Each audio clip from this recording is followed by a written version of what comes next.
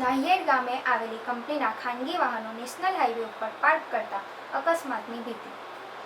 આમોદ તાલુકાના નાહિયેર ગામ પાસેથી પસાર થતા નેશનલ હાઈવે નંબર 64 પાસે આવેલી કંપનીના ભારદારી વાહનો જાહેર રોડ ઉપર પાર્કિંગ કરતા અન્ય વાહન ચાલકોમાં અકસ્માતની ભીતિ સેવાઈ રહી છે।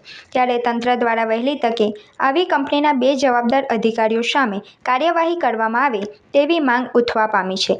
આમોદ નેશનલ હાઈવે નંબર 64 ઉપર આવેલી પીડીલાઇટ કંપનીના સંકુલમાં રોફ, લિટોકલ અને ટેનેક્સ એકમોના ભારદારી વાહનો નેશનલ હાઈવે નંબર 64 ઉપર સવારના સમયે પાર્કિંગ થતાં અકસ્માત થવાનો ડર અન્ય વાહન ચાલકોમાં સતાવી રહ્યો છે।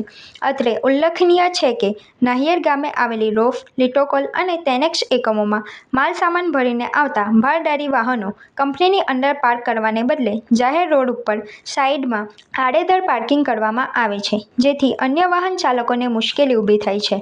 આ ઉપરાંત પીડીલાઇટ કંપની દ્વારા નેશનલ હાઈવે ઓથોરિટીના ધારાધોરણો મુજબ એન્ટ્રી એક્ઝિટ રોડની પણ વ્યવસ્થા કરી નથી તેવું જાણવા મળ્યું છે।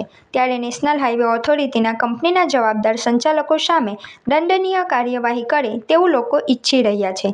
આ બાબતે લિટોકલ કંપનીના જવાબદાર અધિકારી ચિંતન પરીખ સાથે થયેલી ટેલિફોનિક વાતચીતમાં રોડ ઉપર ઊભેલા ભારદારી વાહનો બાબતે જણાવ્યું હતું કે અમારા વાહનો સવારે 9 વાગ્યા પછી અમારી કંપનીમાં જ પાર્કિંગ કરવામાં આવે છે।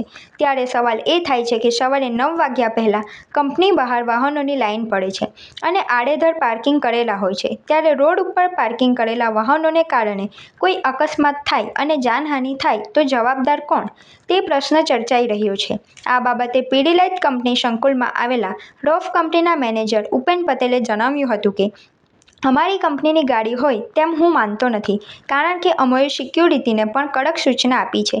કંપનીની કોઈ પણ ગાડી રોડ ઉપર બહાર ઊભી રાખવામાં આવતી નથી। અમારી પાસે પાર્કિંગની પૂરેપૂરી જગ્યા છે। यहाँ पे क्यों खड़े हैं? गाड़ी यहाँ पे क्यों खड़ी है? वो भरने के लिए खड़ी है नहीं।